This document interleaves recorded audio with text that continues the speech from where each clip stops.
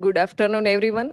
Today I'm going to deal with the topic retelling Indian myths, and I take insight from TP Kailasam's The Curse or Karna. Here is my academic information. Here is the table of content. My research question is how do contemporary retelling of Indian myths reinterpret traditional narrative to reflect modern social and ethical concern? And my hypothesis is contemporary retelling of Indian myth, such as T.P. Kailasam's The Curse, use selective focus on characters like Karna to challenge conventional moral framework and highlight issue relevant to modern audience. So here is the introduction that retelling of myth is a creative or critical process in that the writer select the topic from a mythologies and reshape the work that they written. And one most powerful example is T.P. Kailasam's Curse or Karna, that he focus on Karna, but through the perspective, he changed the character of Karna. And other prominent writer like Amish Tripathi and Devdutt Pattanaik also focus on the retelling of myth in India. So as ages pass by, a few tale are drew a blank. Still, many novelists retain the essence of mythology by retelling such a myth in different genre of literature. So as I discussed that a writer like T.P. Kailasam, Amish Tripathi and Devdutt Pattanaik try to retell the stories from myth. So here is the nature of retellings, that for which element we can say this is the retelling. So the retelling of myth, the author not only attempt to make it more pleasurable, but also crafting their tale in order to elicit deeper truth from the material and or correct mistake in the earlier tradition. So basically, author or writer try to make a topic pleasurable, as well as directly connect with a truth, but change the point of view. And today's younger generation also like to read the mythological retelling, and it successfully changed the alternate point of view. It often representing the marginalized or subjugated. So it focus on the marginalized or subjugated people. And here is the insight from T.P. Kailasam's The Curse or Karna. So how Karna is the Curse or Karna is the example of retelling of mythology. So it's focus on Karna, not in the not on focus on Draupadi or Pandavas or Kauravas, but it focus on Karna and critical reinterpretation. That in T.P. Kailasam's work, we find that we also see the Karna from the perspective of subaltern theory and marginalized theory, and the selective narrative. As I mentioned, that it not heroes size the Karna or a Pandav or Arjun or Krishna, but it focus on Karna and modern resonance that reflect a social and ethical issue relevant to contemporary audience. So here is the writer who reimagined the myth. The famous writer is Amish Tripathi. His famous work, the Shiva trilogy, The Immortal of Meluha, published in 2010. Sita, warrior of Mithila. From this book, we find the perspective of Sita. Then the Ravan, enemy of Aryavart. So it reimagined the character who marginalized in mythology. And another is the Devdutt Pattanaik. He write Jaya, an illustrated retelling of the Mahabharata. And here he focus on the marginalized woman, all women like Sita or other. And another work is Sita, an illustrated retelling of the Ramayana. Then another is the Chitra Banerjee Devkaruni. So his famous work, The Palace of Illusion, retell the Mahabharata from the perspective of Draupadi, focusing on her emotional life, agency, and patriarchal pressure she faced. and Kavita Ken. So she also focus on the marginalized character of woman, Karna's wife, the outcast queen, and Lanka's princess. It focus on a marginalized character like Urvi, Urmila, Sita, Ahalya, etc.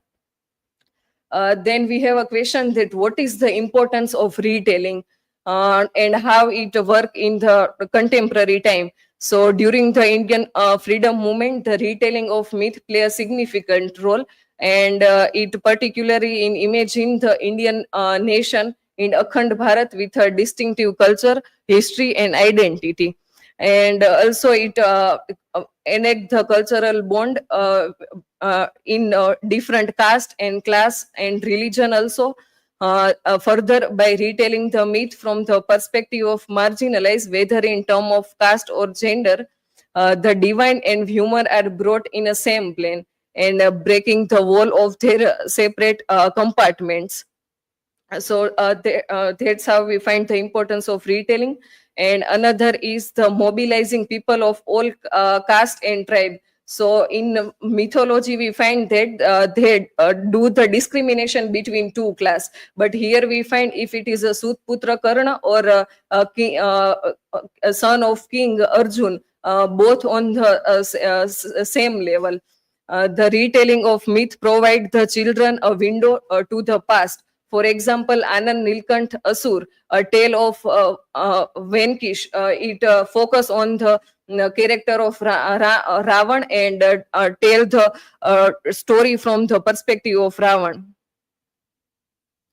And another thing I want to mention that here we find the image of Karna that I prompt to generative AI that re-image the image of Karna. So it gives a jacket instead of bakhtar or chainmail, and also we find here the belt. So it is the generative AI give a new look to Karna. And revisiting and retelling the story from mythology help the mankind to learn moral value, ethic, and virtue and philosophies. In that we can understand that what was lack in mythology and how we improve our ideology or our philosophy according to modern retelling. And final thought, a new idea never alters the past, but it rejuvenates the idea of the past. So it not alter the past, but it can retell from new perspective. So here is a conclusion that retelling Indian myth is a way of reinterpreting epics for a changing time. It preserves cultural memory while reshaping story for a new generation. Writer like Kailasam, Amish, Tripathi, and Devdutt, Pattanaik offer diverse perspective. This retelling explore theme of justice, identity, and human value. Thus, mythology remain dynamic, relevant, and meaningful in modern society. And the final quotation is the act of looking back is one of the hallmark of understanding mythology. Without the analysis of past story from a modern perspective, myth would lose certain aspect of their meaning. So here is my resources. Now you are free to ask question.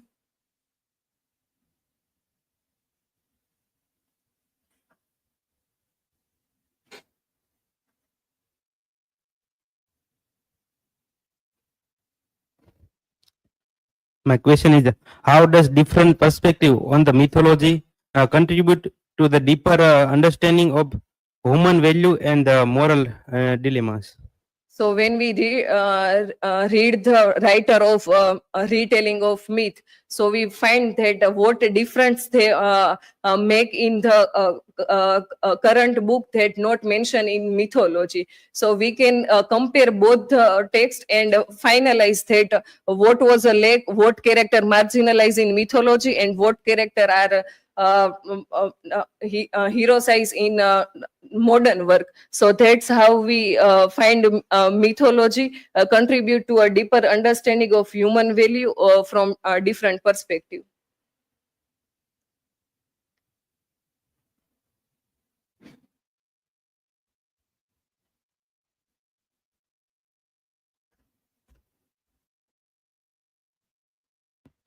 So, Krishna, my question is how do reinterpretation of ancient myths reflect the evolving values and concern of modern generation?